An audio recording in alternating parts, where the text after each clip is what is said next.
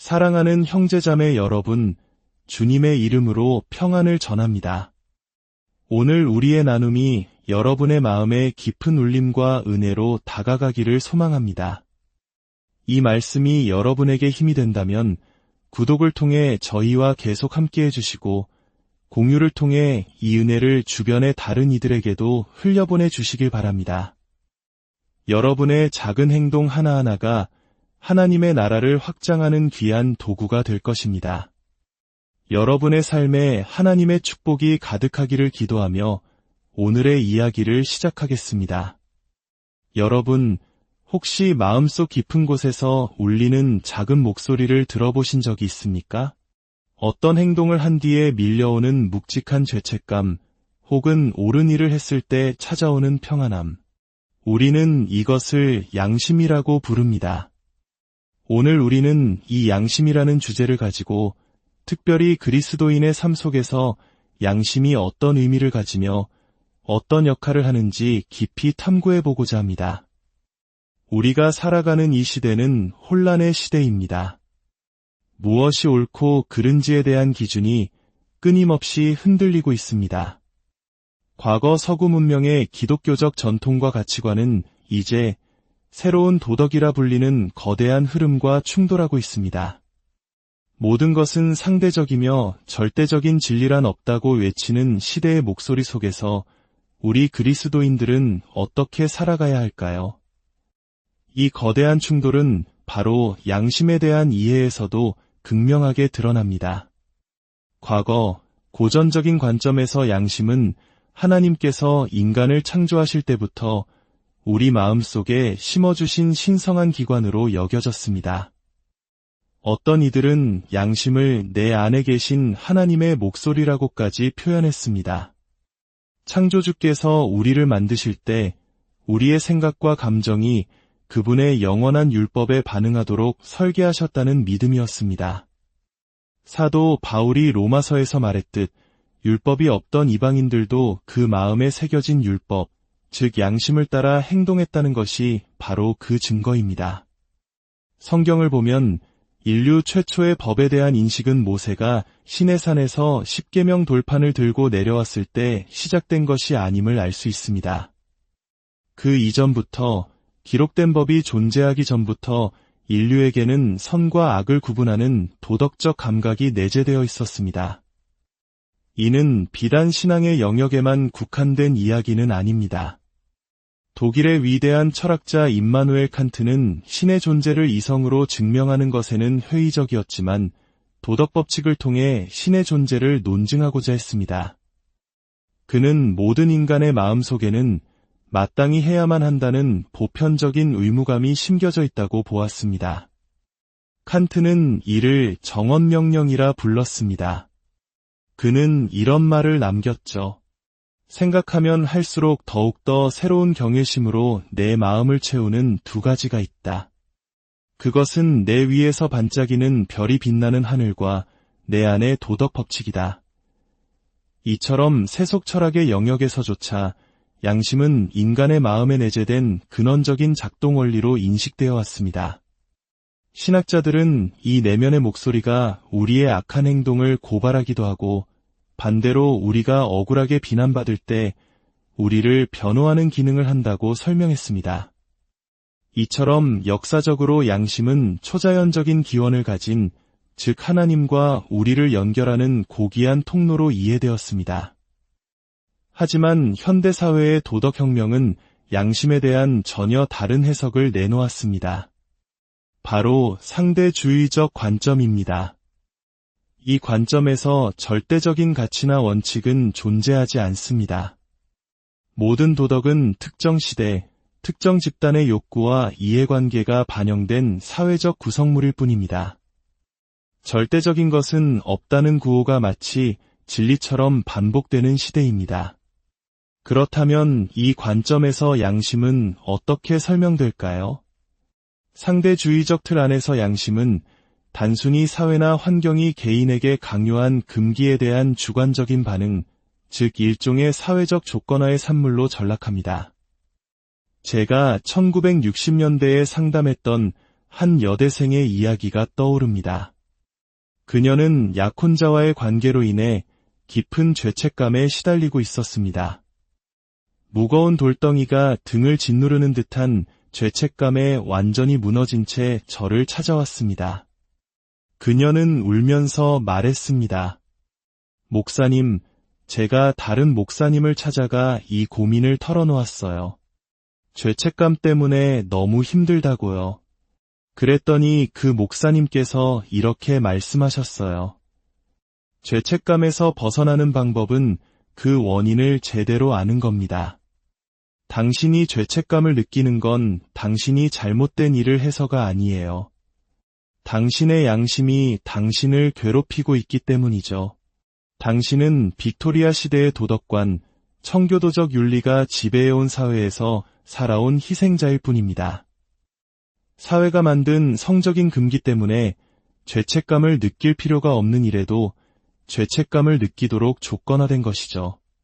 당신이 한 일은 성숙하고 책임감 있는 성인으로서 자신을 표현한 것일 뿐이니 전혀 죄책감을 느낄 필요가 없습니다. 그녀는 제게 와서 하염없이 눈물을 흘리며 말했습니다. 하지만 목사님, 저는 여전히 죄책감이 들어요. 저는 그녀에게 말해주었습니다. 물론 사람이 하나님의 법을 어기지 않았음에도 불구하고 불안하고 혼란스러운 양심 때문에 죄책감을 느낄 수도 있습니다. 하지만 당신의 경우는 다릅니다. 당신은 하나님의 법을 어겼습니다. 그리고 당신은 죄책감을 느끼는 것을 오히려 기뻐해야 합니다. 고통이라는 감각은 비록 우리를 불편하게 하지만 우리 건강에 매우 중요한 신호이기 때문입니다. 육체의 고통이 우리 몸 어딘가에 문제가 생겼다는 신호인 것처럼 죄책감이라는 영혼의 고통은 우리 영혼에 문제가 생겼다는 신호입니다. 그리고 그 문제에는 해결책이 있습니다. 그것은 교회가 언제나 제시해온단 하나의 해결책, 바로 용서입니다. 진정한 죄책감은 진정한 용서를 필요로 합니다.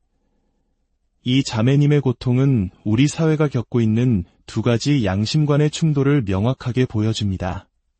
하나는 죄와 양심을 하나님의 기준으로 이해하는 전통적인 관점이고, 다른 하나는 양심을 단지 사회가 강요한 금기의 결과물로 보는 새로운 관점입니다. 그렇다면 우리 그리스도인들은 이 모든 것을 어떻게 정리해야 할까요? 성경은 양심에 대해 무엇이라고 말하고 있을까요? 신약 성경에는 양심이라는 단어가 31번이나 등장하며 그리스도인의 삶에서 양심의 중요성이 새롭게 부각됩니다. 중세 신학자들이 지적했듯이 양심에는 두 가지 차원이 있습니다. 바로 고발하는 기능과 변호하는 기능입니다. 우리가 죄를 지으면 양심은 괴로워합니다. 이것은 성령 하나님께서 우리를 회개로 이끄시고 그 회개를 통해 흐르는 용서와 치유로 인도하시기 위해 사용하시는 도구입니다. 하지만 동시에 우리 마음속에서 활성화되는 이 도덕적 목소리는 우리에게 무엇이 옳은지를 알려주고 지지해주는 역할도 합니다. 기억하십시오. 그리스도인들은 항상 수많은 비판의 대상이 됩니다. 그 비판은 타당할 수도, 그렇지 않을 수도 있습니다. 심지어 기독교 공동체 내에서도 하나님을 기쁘시게 하는 행동이 무엇인지에 대해 의견이 분분합니다. 어떤 이는 춤추는 것을 괜찮다고 하고 다른 이는 죄라고 합니다. 우리는 무엇이 옳은지 어떻게 알 수 있을까요? 여기서 신약 성경이 가르치는 매우 중요한 사실이 있습니다. 그것은 바로 양심은 인간 행동의 최종적인 윤리적 권위가 아니라는 것입니다. 왜 그럴까요? 하나님의 원칙은 변하지 않지만 우리의 양심은 변할 수 있기 때문입니다. 양심은 성장하고 발전할 수 있으며 그 변화는 긍정적인 방향일 수도 부정적인 방향일 수도 있습니다. 구약의 예언자들은 죄에 점점 익숙해져가는 이스라엘 백성을 향해 하나님의 심판을 천둥처럼 외쳤습니다. 아합 왕 시대에 극심한 사악함이 만연했을 때 백성들은 큰 충격을 받지 않았습니다. 이미 악에 너무나 익숙해져 버렸기 때문입니다. 마음이 굳어지고 양심이 무뎌진 것입니다. 성경은 이것을 화인 맞은 양심이라고 표현합니다. 뜨거운 인두로 지진 살처럼 감각을 잃어버린 상태를 말합니다. 여러분의 삶을 한번 돌아보십시오. 어릴 적 가졌던 순수한 이상들을 기억하십니까? 처음으로 잘못된 일이라는 것을 알면서 어떤 일을 시도했을 때 양심의 가책이 얼마나 고통스럽게 파고들었는지 기억하십니까? 아마 압도당하고 몸서리치고 심지어 몸이 아플 정도로 괴로웠을 것입니다. 양심이 비명을 지르는 것 같았을 겁니다. 하지만 반복되는 죄는 양심의 힘을 서서히 침식시킵니다. 죄를 충분히 자주 짓게 되면 양심 위에 굳은 살이 박여서 그 목소리는 기껏해야 머릿속 가장 깊은 곳에서 들려오는 희미한 속삭임 정도로 전락하고 맙니다. 예레미야 선지자는 이스라엘 백성을 꾸짖으며 그들이 창녀의 이마를 가졌다고 말했습니다. 무슨 뜻일까요? 그는 이어서 설명했습니다. 너희는 부끄러워할 줄 아는 능력을 잃어버렸다. 그렇습니다. 양심은 우리를 속일 수 있습니다. 하나님께서 정죄하시는 것을 오히려 괜찮다고 승인할 수 있습니다. 이것이 바로 타락의 본질입니다. 선을 악이라 부르고 악을 선이라 부르기 시작하는 것. 오늘날 우리 사회에서 논쟁이 되는 낙태 문제, 혼전순결 문제 등을 보십시오. 하나님께서 가증히 여기시는 행동들에 대해 어떤 이들은 아주 유창하고 지적으로 그 윤리적 정당성을 변호합니다. 인간은 자신의 죄에 대한 도덕적 책임을 회피하기 위해 마치 유능한 변호사처럼 자신의 악이 사실은 미덕이었다고 강변할 수 있는 존재입니다. 한 문화가 악을 선이라 부르고 선을 악이라 부르기 시작할 때 그 문화는 깊은 위기에 빠진 것입니다. 그러므로 양심이 자신의 삶의 최종 권위라고 믿는 사람은 결국 자기 자신이 최종 권위가 되는 셈입니다. 자신의 윤리에 맞게 양심을 조절하기만 하면 자신의 불의함에 대해 마음의 평화를 누리며 살아갈 수 있게 되는 것입니다. 더 나아가 양심은 잘못된 정보에 의해 왜곡된 방식으로 민감해질 수도 있습니다. 사회가 강요한 금기에 대한 주관적 반응이 양심의 전부라고 말하는 상대주의자들의 주장에 일리가 있는 부분이 바로 여기입니다. 저는 그들의 주장을 전적으로 믿지는 않지만 그 안에 진실의 조각이 있음을 인정해야 합니다. 사람들은 하나님의 말씀이 아닌 사회적 금기에 의해 희생되어 과도하게 민감한 양심을 가질 수 있습니다. 예를 들어 어떤 기독교 공동체에서는 여성이 립스틱을 바르는 것을 믿음이 없는 행위, 심지어 큰 죄로 가르칩니다. 그런 환경에서 자란 젊은 여성은 립스틱을 바르는 것이 아주 큰 죄라고 평생 배우게 됩니다. 그러다 어느 날 그녀가 립스틱을 바르게 되면 엄청난 죄책감에 휩싸이게 될 것입니다. 이런 상황을 어떻게 봐야 할까요? 아마 우리는 그 자매에게 그건 사실 죄가 아니에요. 당신의 양심이 잘못된 정보를 받은 것뿐이니 죄책감을 느낄 필요 없어요. 라고 설명해 주려 할 것입니다. 하지만 문제는 그렇게 간단하지 않습니다. 이제부터가 매우 중요합니다. 제가 2가지 명제를 말씀드리겠습니다. 깊이 생각해 보시기 바랍니다. 첫째, 양심에 반하는 행동은 죄입니다. 종교개혁가 마르틴 루터를 떠올려 보십시오. 그는 보름스 의회에서 교회와 국가의 모든 권력자들 앞에 홀로 섰습니다. 그들은 루터에게 그의 모든 저수를 철회하라고 요구했습니다. 하지만 루터는 자신의 글이 하나님의 말씀에 부합한다고 확신했습니다. 절체절명의 위기 속에서 그는 이렇게 외쳤습니다. 저는 철회할 수 없습니다. 내 양심은 하나님의 말씀에 사로잡혀 있습니다. 그리고 양심을 거스르는 것은 안전하지도 옳지도 않습니다. 양심을 거스르는 것이 옳지 않다는 원칙은 루터가 그 순간 만들어낸 것이 아닙니다. 그것은 믿음으로 하지 않는 모든 것이 죄라고 말하는 신약 성경의 원리에서 나온 것입니다. 만약 아까 그 자매님이 제게 와서 저는 립스틱을 바르는 것이 죄라고 믿으면서도 립스틱을 발랐어요 라고 고백한다면 제가 가장 먼저 다루어야 할 문제는 그녀의 죄입니다. 왜일까요?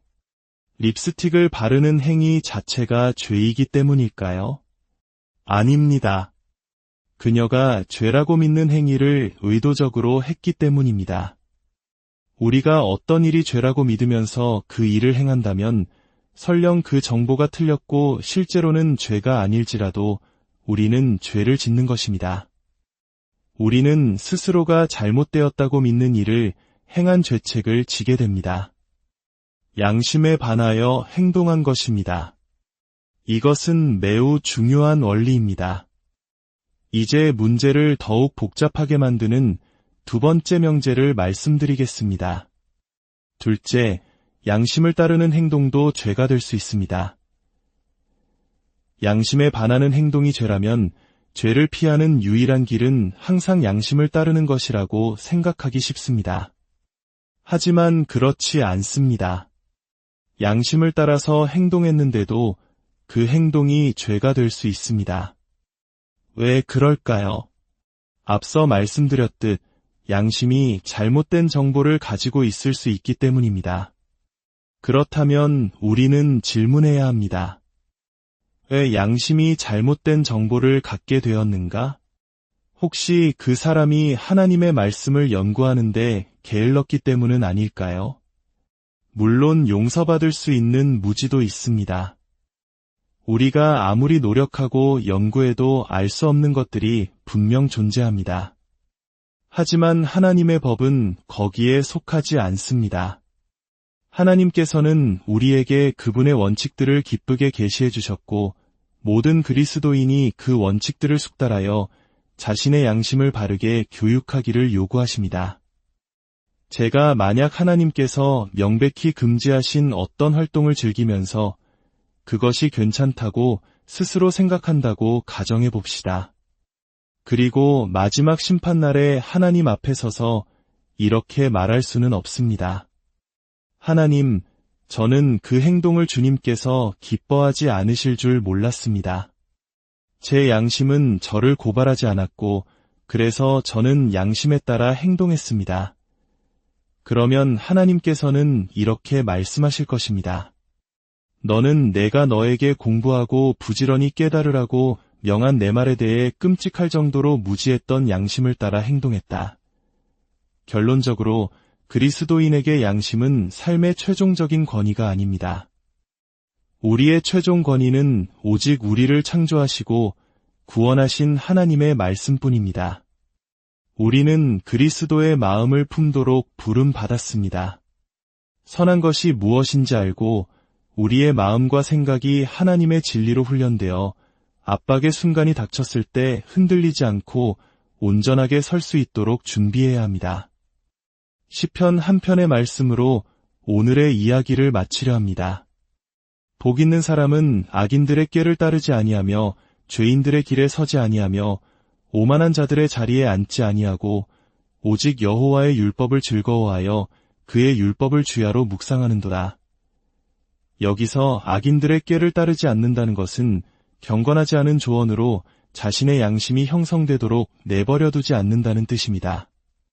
밤낮으로 하나님의 법을 묵상하는 사람, 하나님의 원칙을 알기 위해 열정을 다하고 경건함으로 자신의 양심을 훈련시키는 사람은 어떤 결과를 맞이하게 될까요?